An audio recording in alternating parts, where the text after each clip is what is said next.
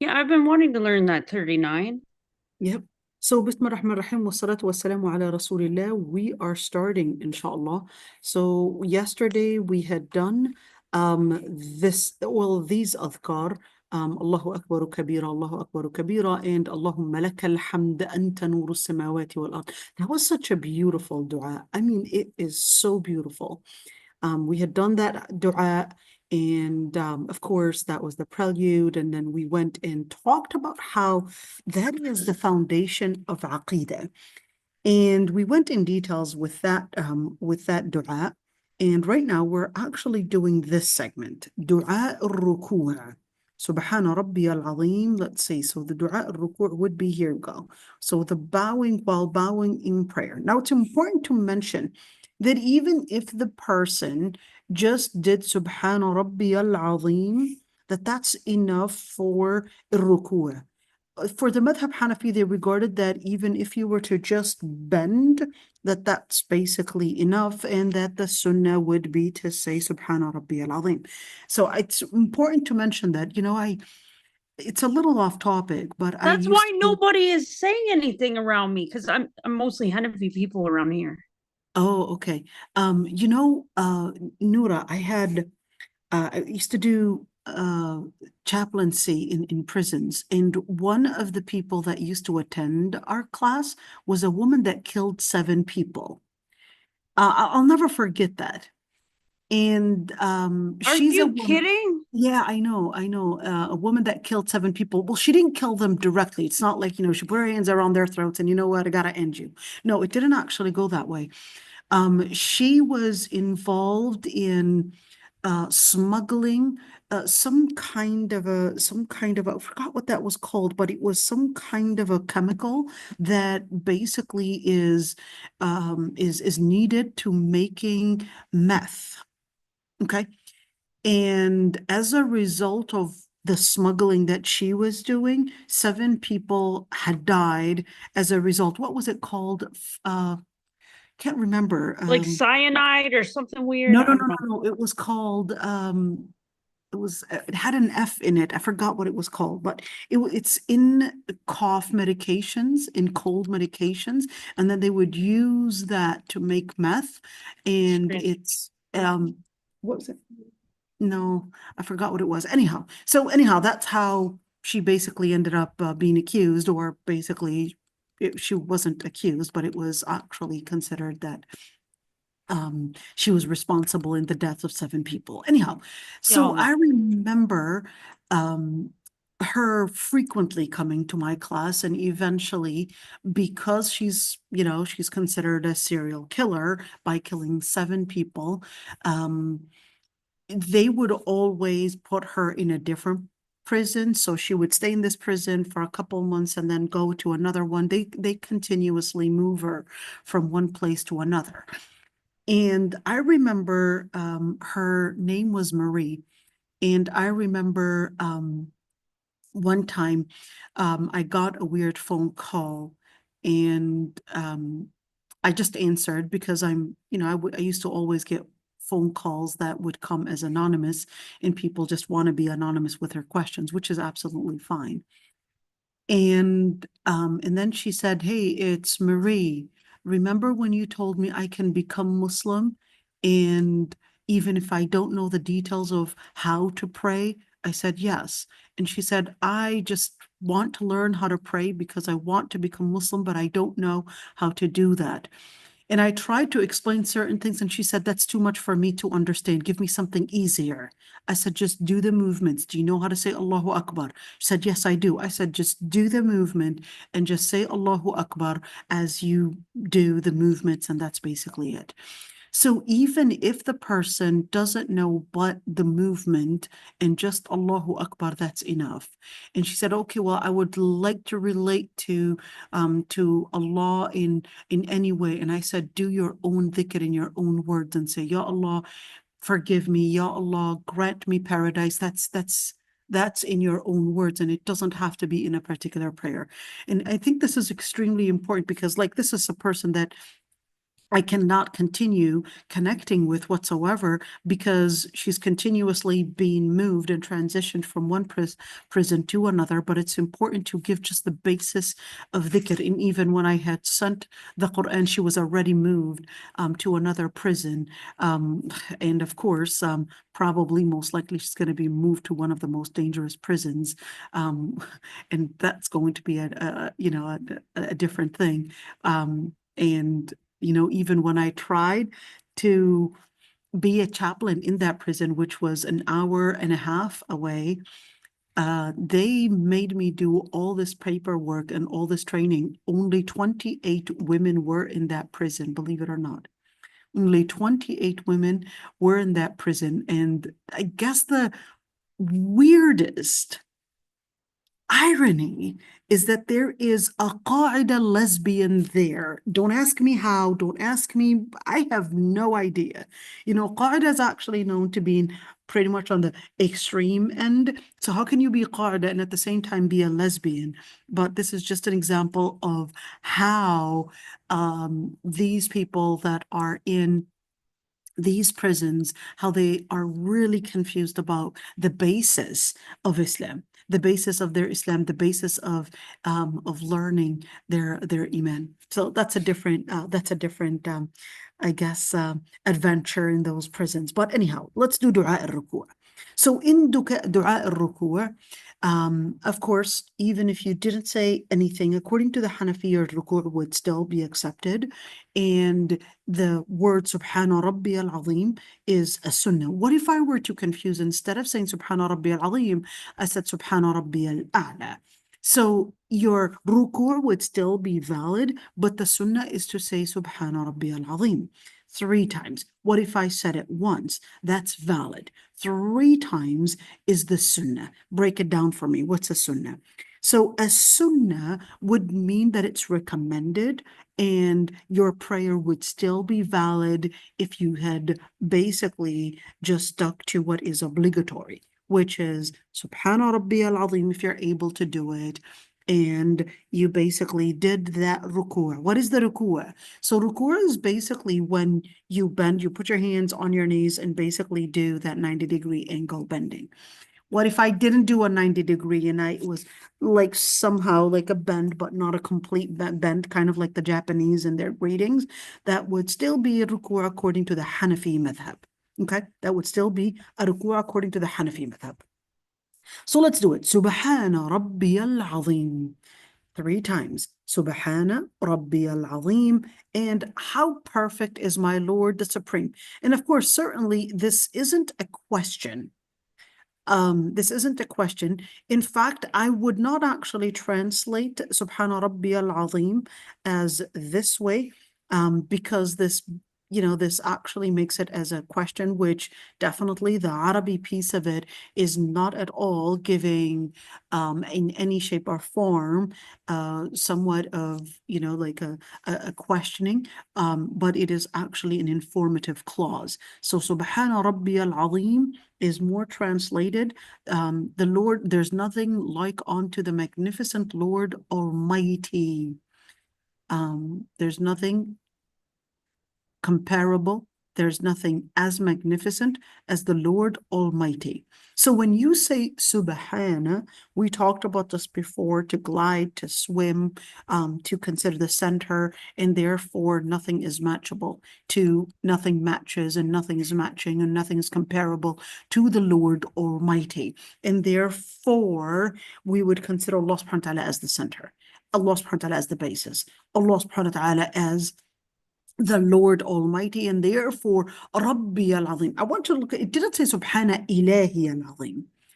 It didn't say Subhana Allah al-Azim. It didn't say Subhana Allah al-Azim, Subhanallah al-Azim, or Ilahi al-Azim. So what's the difference? So Subhana Rabbiya, the word Rabbiya actually means Lord. Okay.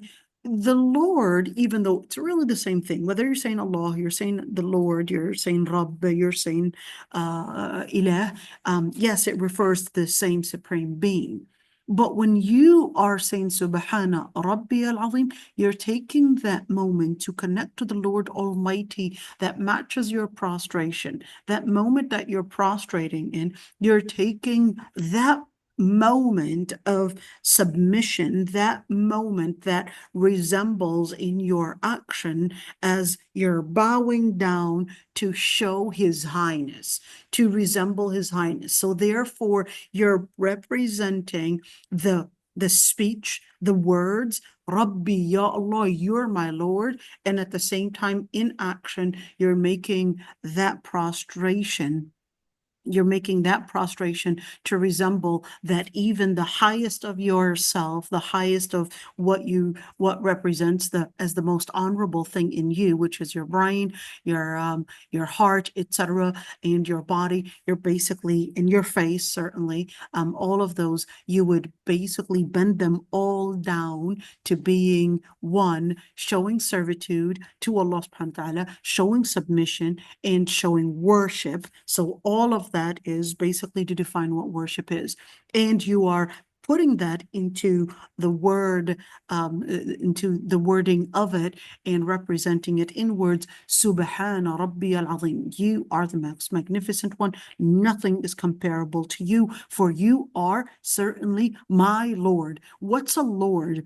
A Lord is going to be the one that gives you the cherishment, the one that gives you the provisions, the one that basically gives you the security, the one that gives you your life, the one that gives you all the different things that are needed to sustain your life. That's a Rabb. So And that's subhanallah, cool because it says Rabbi.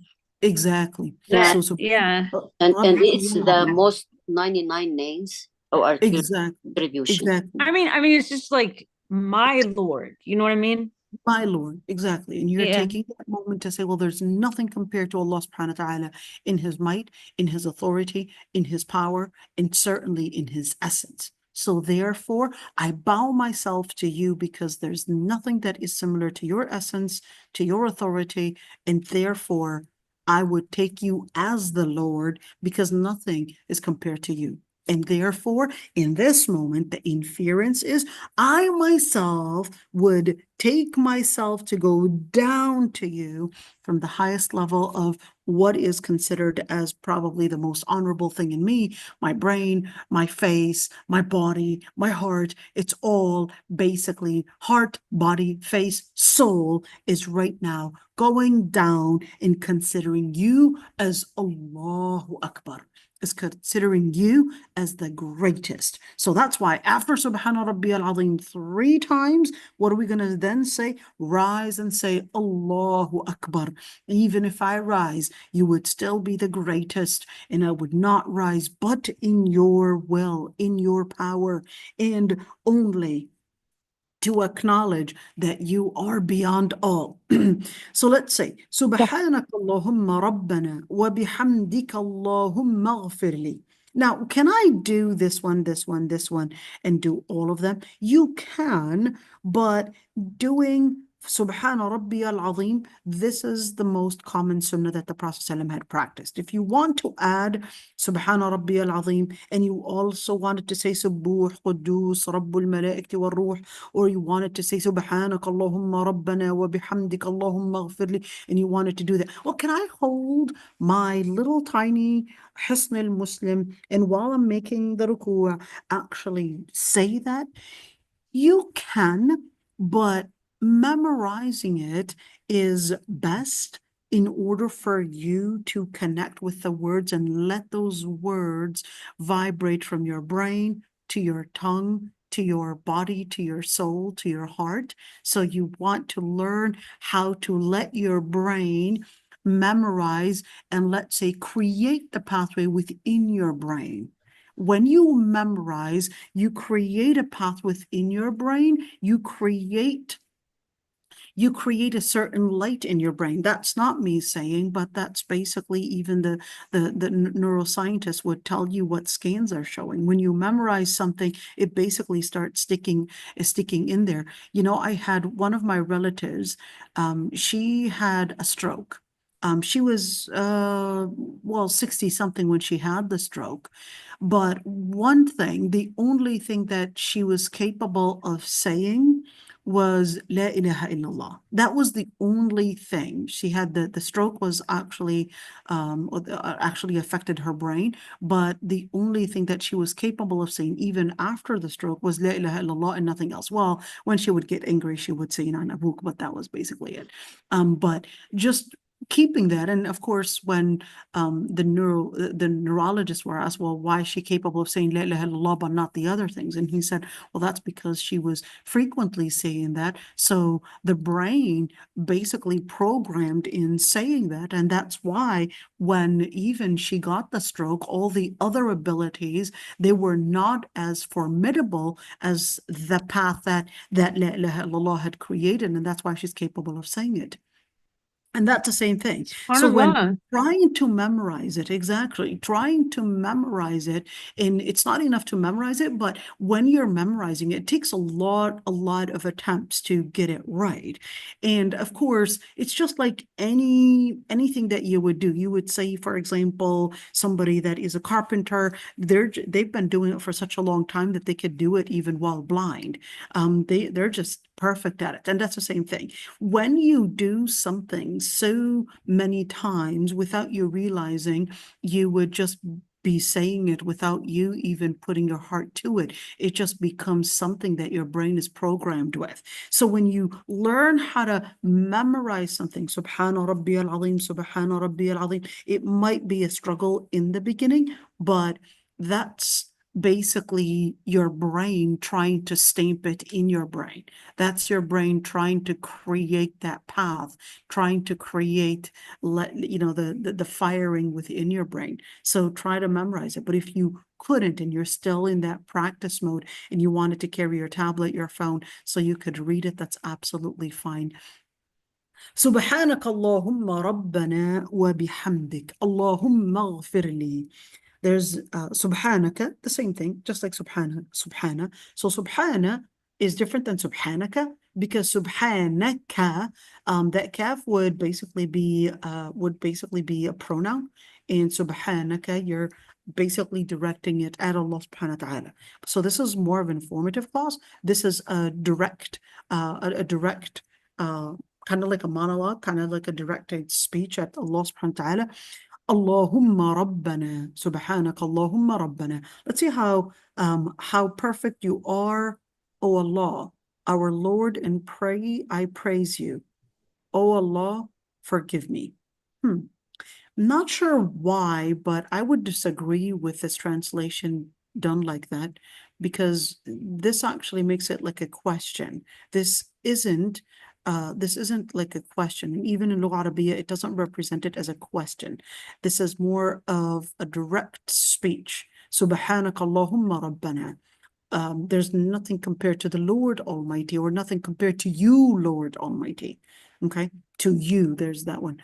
There's nothing compared to you, Lord Almighty. وَبِحَمْدِكَ اللَّهُمَّ اغْفِرْ لِي. And there's nothing compared to your praise, Lord Almighty. In other words, nothing compared to the praise that you would get. Nothing compared to the praise that you deserve. Nothing compared to the praise that I would declare. Allahumma ighfir li. Ya Allah, forgive my sins. Ya Allah, forgive my sins. Okay? Allahumma ighfir li. Subuh Quddus. Now, Subuh Quddus, I want you to look at this one. Perfect and holy he is, Lord of the angels, and the Ruh, Jibreel. Okay. رب الملائكة والروح. Hold on. Let me break it down right here. I'm not sure I agree with the translation. Okay, Subuh in Lugha Arabiya, this is called صيغة مبالغة. In English, it would translate as a hyperbole, but this isn't a hyperbole in Lugha Arabiya. Yes, صيغة مبالغة would be a hyperbole, but in Lugha Arabiya, the صيغة مبالغة can be as a form of exaggeration, but in Lugha Arabiya, not every form or a conjugation in exaggeration or hyperbole form is not necessarily as an exceeding the limit. Okay, so let me break that down. So in Lugha Arabiya, there are two kinds of hyperboles. There's the kind that is exaggerated when I would say, oh, she's, for example, okay, this person is so strong, they're strong as lions. For example, I know this is not a hyperbole, but this is more of a simile, but we are talking about you're exaggerating of what the person really is, okay? But when we're in Lugha Arabiya, صيغة المبالغة can be an exaggerated thing, meaning that it is not really true, but it's something that you would want to just show of an exaggeration, at least description within that, or exaggerated description within that. But the other form of exaggeration, صيغة المبالغة, could also be something that is extremely true. In other words, it's to show the absoluteness within that description. So when you look at subuh, this is not a hyperbole as in English. It would more give the connotation that this is an exaggerated thing. This does not reflect the truth of something. Okay? In English, hyperbole is only one thing. In English, hyperbole only gives the connotation that this is exaggerated and not necessarily something that reflects the reality of the matter. But in Lugha Arabiya, no. Subuh is to show that Allah subhanahu wa ta'ala deserves the ultimate and the absolute holiness, to show the highness, to show that Allah subhanahu wa ta'ala is the perfect one. Okay, just want you to see that one.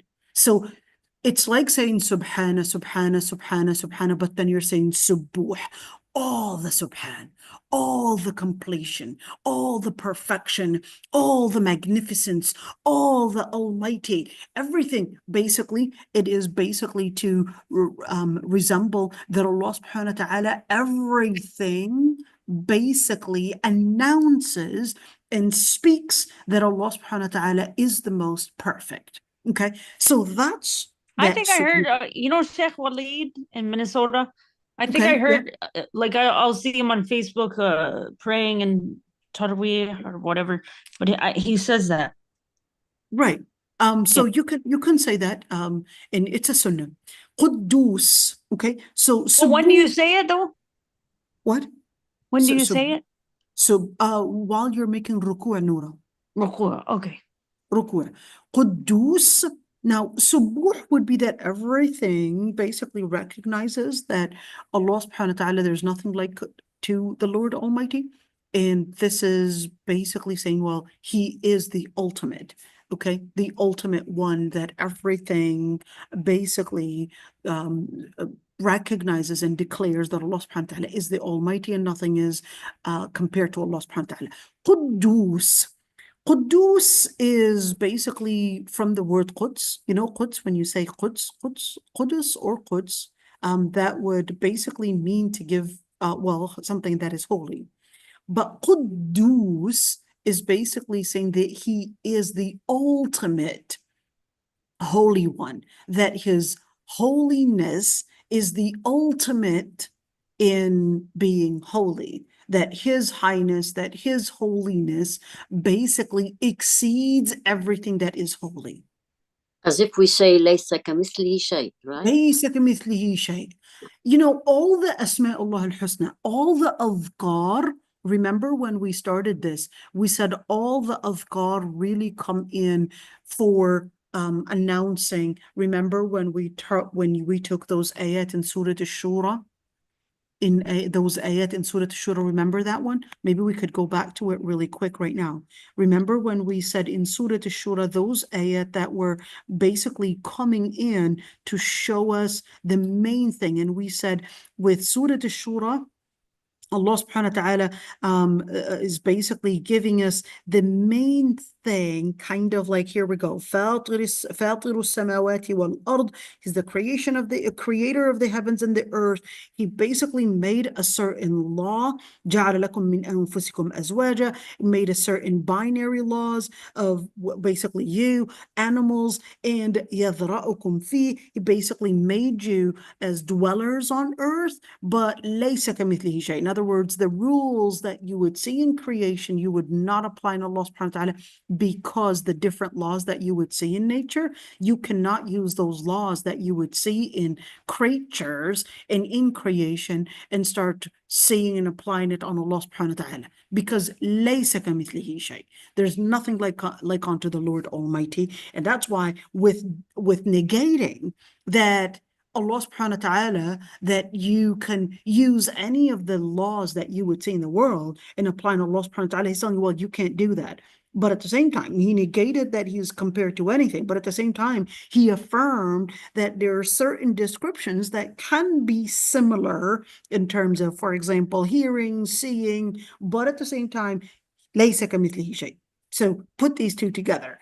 And that's where Allah subhanahu wa ta'ala takes us into وَاللَّهُ مَقَالِدُ السَّمَاوَاتِ وَالْأَرْضِ. Everything that functions basically by the will of the Lord Almighty, such as giving you provisions and basically laying out the amount that is right to basically continue the things into living and so forth.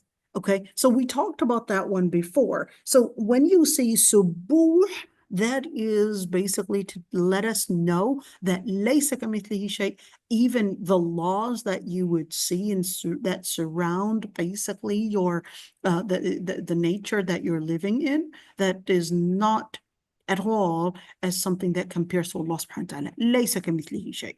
Okay, قدوس. What is قدوس? قدوس, that Allah subhanahu wa ta'ala basically, it has the ultimate holiness. The ultimate holiness. رب الملائكة والروح. He is the Lord of the angels and the Lord of. Now, the word الروح, you see it right there.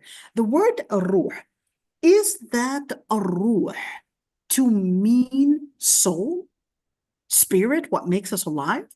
Or is that الروح to mean a different kind, which is another word that was also described for the angel Jibril alayhi salam. Angel Jibril alayhi salam, another description and another name for him, another nickname for him, is that he's a ruh. نزل به الروح الأمين. What was that? نزل به الروح الأمين. The one that sent it and revealed it to him is a ruh, which is referring to Jibril alayhi salam. What is this talking about? This is talking about the Quran, that Allah subhanahu wa ta'ala sent it to a ruh, i.e. Jibril alayhi salam. Jibril basically teaches it to Muhammad ibn Abdullah sallallahu alaihi wasallam, and Muhammad ibn Abdullah basically delivers the message. Okay, نزل به الروح الأمين. Al-Amin, basically, الروح الأمين is basically Jibril alayhi salam. Now, is this the same word as Jibril, like that ayah, or is this Rabbul Malaika, angels, and therefore the word al-Malaika would be an inclusive one to include Jibril, to include Israfil, to include Mikael, to include them all, and therefore this would basically include everyone, and therefore this ruh is to speak about that he's the Lord of our souls. Okay, but in Lugha Arabiya, it can actually carry both. So you can say the Lord of the angels and the Lord of a specific angel too, to show honor, to show that honor, that the specification to what that really resembled. So it's not a contradiction in Lugha Arabiya. Okay, it's not a contradiction, and it's not bad Arabic either. In English, this would be bad English. To do, a generalization and then to give details and more, that would be in English, this would be called a repetition, and they would, your teacher would say, this is improper English, and they would not want you to say it that way because they would consider it as a form of repetition. In Lugha Arabiya, this is not repetition. In Lugha Arabiya, the structure can sometimes be to show honor or to basically show a specific affirmation. Okay, so yes, the word ar-ruh, he said right there, ruh meaning Jibreel alayhi salam, but other scholars had also said, well, no, ar-ruh would also mean ar-ruh to meaning our own souls. Okay, so just wanted to mention that one. So Rabbul Malaikati war-ruh, the Lord of the angels and the Lord of spirit, Jibreel alayhi salam, or spirit meaning what makes us alive. Okay. Let's see. Subuh Quddus Rabbul Malaikati war-ruh. And you could see this was actually narrated by Imam Muslim. And Subhanakallahumma Rabbana wa bihamdika Allahumma ghfirli was narrated by Bukhari and Muslim. Okay, let's continue. Allahumma laka raka'at wa bika amant wa laka aslamt khasha'a laka sam'i wa basari ومخي وعظمي وعصبي وما استقل به قدمي. Let's see, right there. So this would basically, that's not a long one. Let's see. Allahumma laka rakat wa bika amant. Oh Allah, unto you I have bowed, and in you I have believed, and to you I have submitted my hearing, sight, mind, bones, tendons, and what my feet carry are humbled before you. I mean, okay, you gave the meaning. Okay, let's see. Allahumma laka rakat. But I already know that. I mean, I'm doing the ruku'. So why am I saying Allahumma laka rakat? In Lugha Arabiya, to come in and do, like, for example, a certain dhikr, a certain behavior, and at the same time to say it, it's basically letting and giving you more focus. So, Yes. it's giving you more focus that I'm not only doing this physically, but I'm also saying it with my words. And You're getting the ajr for saying exactly. So what is this doing? This is doing this kind of enhancement. You're enhancing your mind, you're enhancing your speech, you're bringing the two together, and the different ligaments are basically to bring about the power to represent, number one, submission to Allah subhanahu wa ta'ala, number two, to basically also let your brain and your heart and your ruh basically learn how to create the biggest and, let's say, the most formidable connection with Allah subhanahu wa ta'ala in your ruh. So for those that have an issue of concentration, so for example, she's doing ruku', but her mind is probably thinking about, I don't know, Roblox, the game, okay? Or probably, I don't know. I don't know why I thought about that. You could laugh at me. That's okay. I don't know why. Do women actually play Roblox? No. Oh. I don't know. Do women play that game? But anyhow, or she's probably thinking about, I don't know, something else. Okay. So people that have a problem with concentration, Allah subhanahu wa ta'ala and the Prophet ﷺ would give us those keys on how we can enhance that concentration. By one, what does concentration actually mean first? A concentration basically is a level. They're basically at different levels. There's the first level, which is, well, I'm doing it. Doing it is physically. You're probably washing the dishes, etc. But when you're really tentative, when you're really, living in it, you just feel that you had blended within it. Okay, that's the stage 2 in your concentration. The third stage of concentration is the level of khushu'. That's the third level of concentration. In the third level of concentration in al-khushu', your body, mind, and spirit, okay? So think of it, levels of concentration, your mind is doing it. That's the first level of concentration. Second level of concentration is your heart is connected right now. Third level of concentration is your after mind, heart, and soul, or spirit or ruh is connected, that's a third level of concentration. Okay. So when you're struggling to go to the second level of concentration, we would say, well, what we need to enhance is more of verbal dhikr. Okay. But here's one thing. Once I get to that stage, should I stop? The answer is no, because a regression can happen. You can reach that level where your heart is doing a great job in connecting with whatever you're saying in terms of dhikr, but then all of a sudden when you stop, you just feel that your charge basically went down. Think of it as a recharge and a charge. So when you want to go up that level of your soul, let's do it that way, of your soul having that concentration and that focus, that doesn't mean you give up on the second level of practice. That means you put it more into practice and now you have mastered it. So now your soul is basically taking that level of khushu'. So what does that look like? In the beginning of your salah, you're probably, yeah, I'm doing the practice of my salah, but I don't really relate to everything I say. I'm probably saying the Fatiha, but my mind is probably thinking about my friend and the conversation we were having. Okay, so here we go. Is your body doing the salah? Yes, but my mind is really not focused. So keep going. Don't stop. So I have a question, like, like you'll be focused. Mhm.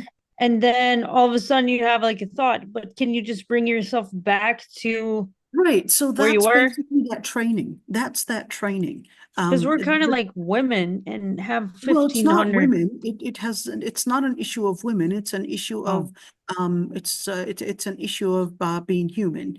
We easily get distracted, and people have different capacities in how their concentration is. So you would see somebody that is autistic, for example, their concentration on something in particular basically supersedes other normal people, or normal, quote unquote. Okay. And same thing, you were to look at somebody with ADHD. This isn't to say somebody with ADHD is abnormal. I disagree with that. I just think they're a different type. Okay. Regardless, I'm not here, putting in that debate in the narrative, but whatever. Okay. But at the end is that we vary in our ability to concentrate. This isn't just our ability to concentrate in math and science and literacy, but this is also the ability to concentrate even when it comes to salah, when it comes to dhikr, when it comes to our faith, etc. And that's why if you were to look at fitan, what could be a fitna to you could not be a fitna to someone else. Okay. Oh yeah, that's true. Right. And that's why if you look at it in Surah al-Nazi'at, Allah subhanahu wa ta'ala وَأَمَّا مَنْ خَافَ مَقَامَ رَبِّهِ وَنَهَى النَّفْسَ عَنِ الْهَوَى فَإِنَّ الْجَنَّةَ هِيَ الْمَأْوَى. Whoever lived and basically got to that point of fearing Allah subhanahu wa ta'ala's maqam, position, they recognized Allah subhanahu wa ta'ala's magnificence, وَنَهَى النَّفْسَ عَنِ الْهَوَى, and forbid their own nafs. What is a nafs? A nafs is all the different inclinations. One person can be, their nafs is just so hooked on perhaps money, or someone else, their nafs is so hooked on perhaps maybe zina, or somebody else, maybe gambling, or whatever it is. Their nafs is just so hooked onto that they just don't know how to get their mind away from it. Their body just drags them there, and they recognize that it's wrong, but their body just drags them there. And you've got, just different inclinations. What could be, and we could see, I was listening to a podcast the other day about, ironically, but it was about men, how some men, I know this is a little off topic, how some men are polygamous by nature. And it's really strange. They're polygamous by nature, and they basically did these studies on mammals, and how some mammals, they basically became active when they had multiple females.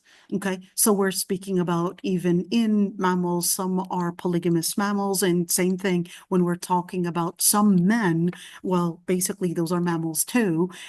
They are polygamous by nature. It's really strange, and therefore you would see that Allah subhanahu wa ta'ala would give when we're speaking about the different rulings in Islam, it's basically to help, let's say, bring focus to some and to others, or even to you. Okay. So when Allah subhanahu wa ta'ala gave us the amount, well, what is the amount? What makes this level of, let's call it, balance? What makes that level of balance? That's the point. Because whether it's your brain, of course, what do they call that in science? I forgot the word for it, homeostasis, or I don't know what it's called, but anyhow, so your brain is trying to do a certain balance, your body is trying to do a certain balance with sugar, a certain balance with water, with certain balance with the different things. That's the same thing, that your body sometimes can battle certain things that principle wants you, well, principle meaning Allah subhanahu wa ta'ala wants you to live in.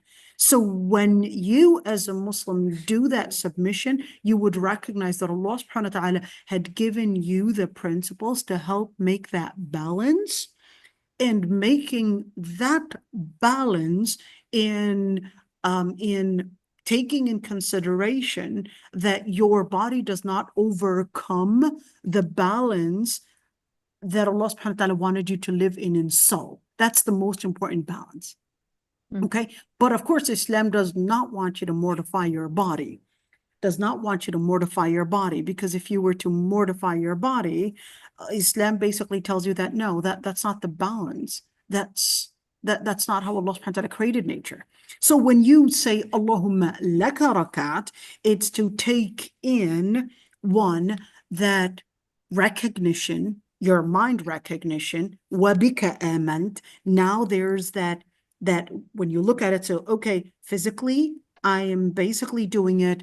I'm letting my mind focus that what you are doing, you're doing it for the sake of Allah subhanahu wa ta'ala. Now what am I doing? I'm letting my mind basically embrace the action that is being done, and then I'm putting in wabika amant, and I believe in you. Now, if I were to say wabika amant, does that necessarily mean that that's that declaration of faith at that moment?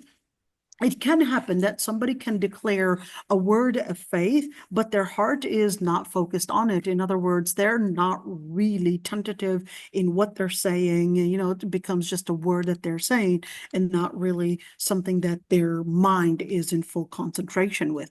But it's basically to help the person live into the words until their body embraces the words, embraces the action, and it becomes their identity. And that's why it said, وَلَكَ أَسْلَمْتَ. Here's the identity piece of it. Here's the identity piece of it. So you put in the action, you put in your heart, and you put in, what does it become? وَلَكَ أَسْلَمْتَ.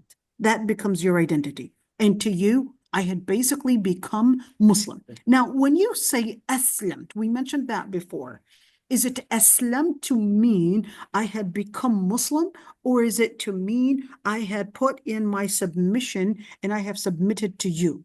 Both.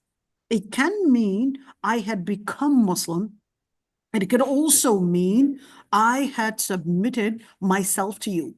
So whether you use the word as a noun or whether you use it as a verb, both are actually meaning basically that you submit your Allah subhanahu wa ta'ala into being Muslim. That becomes your identity. Okay. خَشَعَ لَكَ سَمْعِي. Okay. Now that you basically had announced this submission, now that you had announced your identity, that you're not only physically doing an action, you're not just declaring a word of faith, and you're not just living that, but you're taking it at a different level. And right now, this level, you're saying, خَشَعَ لَكَ سَمْعِي. Remember, there are 3 stages of focus. 1 is the brain, 2 is the heart, and 3 is the soul. So now after taking it from the brain to the heart to basically my identity, now we're going to the soul. خَشَعَ لَكَ سَمْعِي. Now, what does it mean to have the soul reach that level of focus? Number 1, خَشَعَ لَكَ سَمْعِي. My hearing is basically living in khushu'. Okay, break down the word khushu'. So the word khushu' actually means to fear. Khasha'a actually means to fear. Khasha'a can also mean to tremble. What does to tremble? Like to shake. Okay. And khasha'a could also mean to disseminate. Okay. So when you're looking at three different angles, three different words, and I know kind of it's like, okay, how do you put these pieces together? So when you say khasha'a laka sam'i, you're definitely, my hearing basically trembles. So why would my hearing tremble? Remember, khasha'a laka sam'i, yes, it's trembling, but why should it tremble? Should it tremble in fear, or is it trembling in focus and being tentative, and or is it is this a movement that it's causing, or what is actually happening here? Where's the fear in this? So when the focus reaches the highest level, that's when it basically reaches the highest influence and impact. When a person is having tentative hearing and tentative listening to the words of Allah subhanahu wa ta'ala, that's when, of course, they're going to see the implication on their heart. So then we would take it, khasha'a laka sam'i. So what is actually happening here? Why would I tell Allah subhanahu wa ta'ala? But He already knows that. Why am I telling Allah subhanahu wa ta'ala, my hearing is living in khushu', so is my sight, and so is my tendon, or so are my tendons, or so are my bones, and so are my nerves. Why am I actually saying that? But Allah subhanahu wa ta'ala already knows that. No, it's you making in that declaration, that announcement, in order for you to embrace it, not in words alone, but in action and in spirit. So you come in.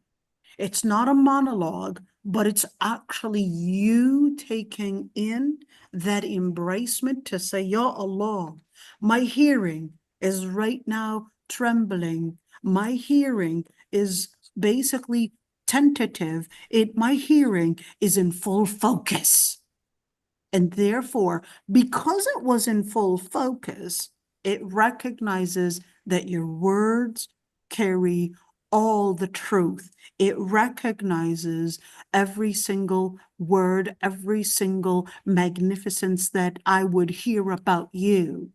I recognize it. Your magnificence, my hearing is recognizing it. My hearing is trembling from recognizing it. My sight is noticing it, and I could see it in every corner. So even my sight, khasha, even my sight would live that submission, would live, now stage 2. So submission is the first level. Then in stage 2, it's basically having a full focus. And if we're speaking about sight here, that it's seeing beyond the shallow in the surface vision of something, to right now having an insight. I'm seeing beyond the magnificence of what I'm seeing in creation to seeing your powers. So therefore, once I see your powers, I recognize that even my sight is recognizing that your magnificence is beyond the surface of what I'm seeing. So my eyes would live in trembling, and they would live in fear of your magnificence, and they would live in submission. So look at this one. Rakat, amant, and aslamt. Same thing. Your eyes are going to do the ruku'. What are they doing? They're basically doing that ruku', that prostration. They're basically announcing and declaring faith, and now it's declaring an identity of submission. Same thing. My hearing is basically bowing right now. What am I doing? I'm basically doing that bow. 2, I'm declaring my faith at that moment. 3, this is my identity, that the identity of my hearing, the identity of my sight is basically announcing that moment of khushu'. And it's not just my hearing and my seeing, but it's also mukhi. What is al-mukh? Al-mukh, many people would think it's the brains, okay?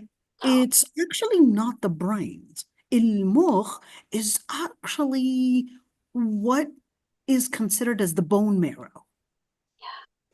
It's the bone marrow. And when you look at the bone marrow, we usually think of the bones as really just making you like a standing skeleton, basically. But we don't recognize that, no, bones actually carry bone marrows. They basically carry different things for the blood. They basically carry a lot more than just carrying you and making you stand. That's that bone marrow. Even the cells, Absolutely, the cells. white and red. Absolutely. Absolutely. We just think of, the bones as, oh, it's basically giving you structure, but it actually carries more than that. So when you say bone marrow, it's basically taking the same thing and taking just like, yes, my hearing, my sight, but even to the bone marrow, I'm letting that submit to Allah subhanahu wa ta'ala. That's going to be that piece, the bone marrow to the core, and even my bones and even my nerves are submitting to the Lord Almighty in one, in Ruku', in Iman, in Islam. Remember, Ruku' is the action, Iman is the faith, and Islam is basically that identity. So, وَمَا اسْتَقَلَّ بِهِ قَدَمِي. وَمَا اسْتَقَلَّ. What is استقل? استقل, it doesn't mean independence, okay? وَمَا اسْتَقَلَّ بِهِ قَدَمِي, like everything that basically I stumble upon, everything that my foot basically is standing on, everything and everywhere that I would go, every single place that I would be in is basically a moment for me to announce that this is my identity, from my hearing to my bone marrow, to my bones, to my nerves, to everything about me, from the soul, from the mind, to the spirit, from the heart as well. All of that is basically taking that moment to make that final declaration, La ilaha illallah, and that I'm basically making that ruku'. وَمَا اسْتَقَلَّ بِهِ قَدَمِي, in that moment that I'm actually making this. And finally, سُبْحَانَ ذِي الْجَبَرُوتِ وَالْمَلَكُوتِ وَالْكِبْرِيَاءِ وَالْعَظَمَةِ. Ya salam. Let's see. سُبْحَانَ ذِي الْجَبَرُوتِ وَالْمَلَكُوتِ وَالْكِبْرِيَاءِ وَالْعَظَمَةِ. Perfect, he is the possessor of total power, sovereignty, magnificence, and grandeur. Okay, Subhana dhil Jabarut. Same thing with Subhana, like we said before. Allah subhanahu wa ta'ala, nothing matches his Jabarut. What is il-Jabarut? Il-Jabarut. Yeah, what is it? Jabarut is usually power. It's might. Oh, Jabbar. Exactly. Now, dhil Jabarut, the word the, and dhu is basically owner. Okay, so the owner of might. Okay, so when you say dhil Jabarut, this is actually saying that Allah subhanahu wa ta'ala is the one to have the exclusive might. Nothing goes beyond Allah subhanahu wa ta'ala's Just might. because of the dhil? Absolutely. This makes it exclusive. Jazakallah khair. This makes it exclusive, that if you see somebody mighty, you see somebody powerful, you see somebody, they might have the nuclear power, they might control the economy, but Habibi, subhana dhil izzati wal jabarut. Allah subhanahu wa ta'ala is the one that has all the might. You can do all the planning, but Allah subhanahu wa ta'ala will, that's why we make the dua. Allahumma ij'al tadbirahum fi tadmirihim. Ya Allah, let the planning that they do and all those plots be in basically bringing their own corruption. In their face. In their face. It's like, they're doing all that planning, but in their face, Allah subhanahu wa ta'ala is like, you can plan, you can do all that, and you think it's bringing you the power, you think it's bringing you the authority, but no. Subhana dhil izzati wal jabarut. Nothing matches the Lord Almighty's might. This is aqidah. Nothing matches al-malakut. What is al-malakut? Al-malakut, it can actually mean everything that Allah subhanahu wa ta'ala owns. Basically, that Allah subhanahu wa ta'ala is the possessor of total power. So you can actually look at it from malakut to meaning everything that basically you see around you, that Allah subhanahu wa ta'ala is actually the owner of that, the true owner of that. And it could also mean al-malakut to mean sovereignty. That yes, this person can be a king, can be a power, and can be probably in a high position, but nothing goes in beyond Allah subhanahu wa ta'ala's power. Nothing goes beyond Allah subhanahu wa ta'ala's sovereignty. So what are we doing at that moment? You're basically announcing it right there, that whether we're speaking about the different things that you see around you, or whether we're speaking about the authority itself, nothing goes beyond Allah subhanahu wa ta'ala. Wal-kibriya. What is al-kibriya? Al-kibriya is pride. Okay. They translate it here as magnificence. Al-kibriya is pride. But kibriya al-abd manqasa. But kibriya Allah subhanahu wa ta'ala is azama. What does that mean? Which is arrogant for the abd. Absolutely. For the servant, for people to actually have this arrogance, or at least the type of pride, it's manqasa. Why is it a derogatory thing or a condescending thing to describe a human being to having pride? Because the human being, for them to have this pride, it's exaggerating what they might actually be self-manipulating about themselves, about their pride. So in other words, a person that probably wants to be so proud that they have the money. And they could have a lot of money, they can be millionaires, but then they don't have necessarily everything. So to have that pride. And who said it's going to stay? And who said it's going to stay? Exactly. So to have that pride is to exaggerate what you really have, whether it's in knowledge, or whether it's in appearance, or whether it's in property, whatever it is. In the end, that Allah subhanahu wa ta'ala is the one that actually is behind such things given. So you cannot claim that it was given to you because you are better, or given to you because you deserve it, or given to you because you brought it to yourself. Your intelligence, you didn't make yourself intelligent. It was Allah subhanahu wa ta'ala that gave you these, but it's a tool. If you use it for the sake of Allah subhanahu wa ta'ala, good for you. If you don't use it for the sake of Allah subhanahu wa ta'ala, it can be taken away from you. Or you don't use it for the sake of Allah subhanahu wa ta'ala, it can be something that will come back in a way to basically hold you accountable for it. So when we're saying al-kibriya and pride for human beings, that's a manqasa. It's basically a condescending thing to have pride for human beings, because they don't really fully have it. It's more of a blown up thing. They don't fully have the rizq, they don't fully have what they claim to have, and therefore to somehow have that pride is not recognizing their shortcomings and not recognizing that their arrogance is just blown up. And But for subhanallah, Rabb al-Alameen, it's different. For Rabb al-Alameen's kibriya, Allah subhanahu wa ta'ala's pride, because Allah subhanahu wa ta'ala this is not resembling something that he doesn't have, but he is the ultimate one that is Razzaq. He is the ultimate one that is al-Hayy, he is al-Qayyum, he is al-Aziz, he is the one that is self-efficient. So therefore, Allah subhanahu wa ta'ala, to him belongs all al-Kibriya, to him belongs all the pride, because What about the it's izzah in front of the kuffar? Absolutely. Izzah in front of the kuffar. What is al-Izzah? Al-Izzah is the honor, al-Izzah is the sovereignty, al-Izzah is the power. So when Allah subhanahu wa ta'ala has all the kibriya, because no one can claim that they have it, when Allah subhanahu wa ta'ala is the one that basically has it all, and therefore Allah subhanahu wa ta'ala has the right to have al-kibriya.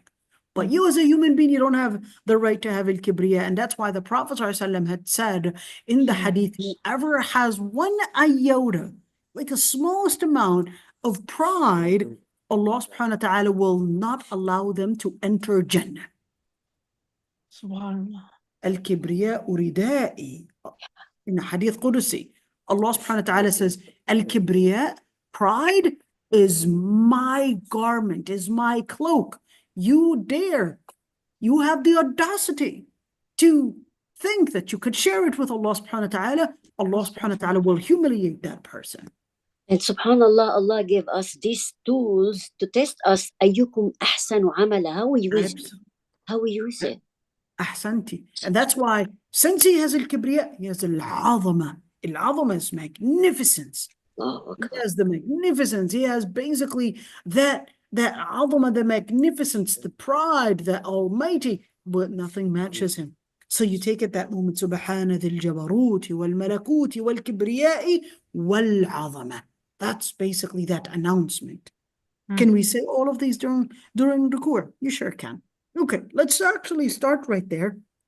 Subhana Rabbi al-Azim. Subhana Rabbi al-Azim. Subhana Rabbi Subhana Rabbi al-Azim. Rabbi al-Azim. Rabbi al-Azim. Ahsan. See, guys, see why we have to say it? Yep. Because we're saying it wrong. Allahumma Rabbana. سبحانك اللهم ربنا وبحمدك وبحمدك اللهم اغفر لي. اللهم اغفر لي. I'm going to say it 3 times. سبحانك اللهم ربنا وبحمدك اللهم اغفر لي. سبحانك اللهم ربنا وبحمدك اللهم اغفر لي. سبحانك اللهم ربنا وبحمدك اللهم اغفر لي. سبحانك اللهم وبحمدك اللهم اغفر لي. سبوح قدوس رب الملائكة والروح. سبوح قدوس رب الملائكة والروح. سبوح قدوس رب الملائكة والروح. You want to say it? Oh, me? Or Yes, who? go. Okay. Subuh. Is that right? Yes. Okay. Subuh Qudus Rabbul Malaka.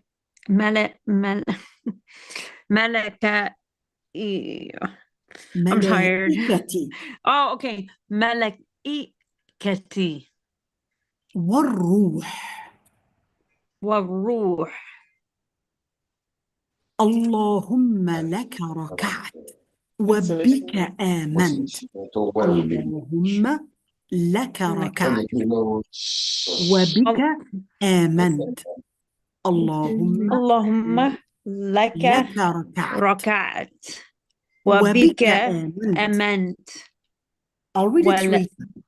What? I'll read it 3 times, Nura. اللهم لك ركعت وبك آمنت ولك أسلمت. اللهم لك ركعت وبك آمنت ولك أسلمت. اللهم لك ركعت وبك آمنت ولك أسلمت. You want to do it? Are you hiding it? What are you? Khadija, Oh, okay. Allahumma laka rakat rabbika وبك wa I'm sorry, I'm tired. Wabika amant ولك أسلمت. walaka aslamt. أحسنتي. Let's try Sister Khadija. اللهم لك ركعت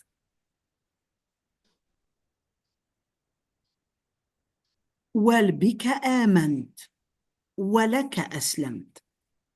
Sister Khadija, we can't hear you. وخشع لك سمعي. وخشع or خشع لك سمعي. So right here, there would be a colon here. Okay? and then it would give, well, what does that mean?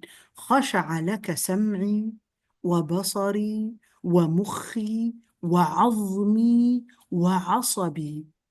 خشع لك سمعي وبصري ومخي وعظمي وعصبي وما استقل به قدمي. خشع لك سمعي وبصري ومخي وعظمي وعصبي وما استقل به قدمي. خشع لك سمعي وبصري ومخي وعظمي وعصبي وما استقل به قدمي. Whoever wants to do it. Come خشع. on. Sister Umayya, yalla. يلا. Ah, Yalla, let's go. Yalla. which one? خشع Hey. لك سمعي. أسلمت. Aslamtu. Wait just a second. لا, from the beginning. No, I thought you were doing that one. Oh, wait. wait. wait. Oh, what ولك is أسلمت. يلا. ولك لكن أسلمت. أسلمت. خشع لك Right. سمعي. خشع لك سمعي سمعي وبصري وبصري ومخي ومخي وعظمي وعضلي. I'm sorry, I can't, it's so small, I can't see. Okay. وعظمي وعظمي وعصبي وعصبي وما استقل وما استقل به به قدمي. قدمي. Why he didn't say يدي, not قدمي? There is a reason here. القدم in لغة عربية, whenever you have something that is القدم, it's basically more inclusive to the rest of the body. Right. اليد would be more specific. Yeah, and has the map nerve of all the body. For Absolutely. the Chinese like treat as a medicine through the two toes, through the ping punching, you know, this. Well, I don't know if it's related to, you know, I know that they would have a map for the feet, and you do a massage on the toes, it's going to affect this and that. But no, we don't necessarily know if that's what it contains, but in لغة عربية, so I'll just use the لغة عربية, which is hold all the body. Right, because it basically مستقل به قدمي, القدم, in لغة عربية, it really resembles what you stand on. In other words, it resembles your position. It resembles basically what you carry and what you actually carry in terms of identity, in terms of body, and etc. But in yad, it more resembles power. Okay, but استقل به قدمي, it's more inclusive to include, well, all my body. Since we're speaking about your sight and your hearing and your bone marrow, etc., then you're saying, well, everything that holds my body, which basically the feet. The feet are the ones that basically carry you all together. So you're taking in that moment to say, well, everything from the feet all to the top of what I actually carry all belongs to you, all submits to you, Almighty. But if you're talking about the hand is going to be a side thing. Because what I like to see, I walk to it. What I want to hear, also my feet help me to walk there. But for the ruku', can I say something, please? It's just so nice to understand in Arabic, you know? Yeah. And subhanallah, it looks like a treasure of the gems of light, subhanallah. When you title this university with gem of light, it means that. When you said about the ruku' rak'ah, it's in the hadith, up a little bit, please. Rak'ah. Laka. Rak'atu. Yeah. Does it mean that it's a totally submission, that we make like a renew our contract or deal with Allah subhanahu wa ta'ala, that by this ruku' I obey you, I use all my organs, all my sense to please you and to obey you. For that the Prophet sallallahu alaihi wasallam said, as-salah ila as-salah kaffara ma baynahuma. Like, I admit that I came here and during this salah, and it's 5 times, subhanallah, during this salah, that I came from my word, my dunya, I use all my organs to obey you, as a submission, like a new contract. We make Right, it or renew, right. So renew our deal with Allah subhanahu wa ta'ala with every salah.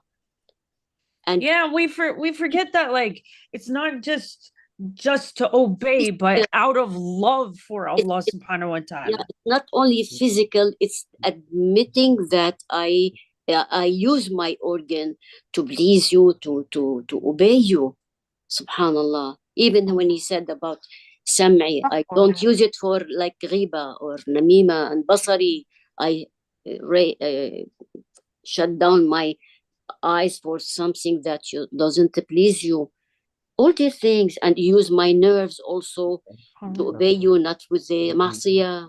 La ilaha illallah. Am I right?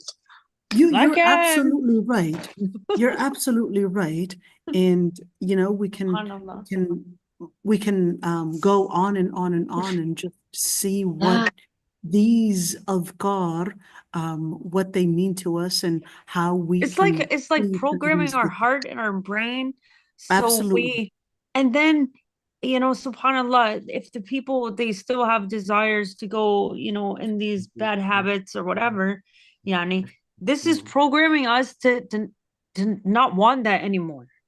Right. Right? سبحان Whatever ذي they did. الجبروت. Absolutely. سبحان ذي الجبروت والملكوت والكبرياء والعظمة. سبحان ذي الجبروت. سبحان ذي الجبروت. سبحان ذي Subhana dhil jabarut. Can you hear me? She came We back. could hear you. She came back. Alhamdulillah. سبحان ذي الجبروت. Subhanallah. I mean, Subhana Subhana dhil jabarut. Jabarut. والملكوت والملكوت والكبرياء والعظمة. والكبرياء والعظمة. سبحان ذي الجبروت والملكوت والكبرياء والعظمة. سبحان ذي الجبروت والملكوت والكبرياء والعظمة. الله يحفظكم يا ربي and ربي يرضى عنكم يا ربي. And that was, you know, our dhikr. I know you would have many time.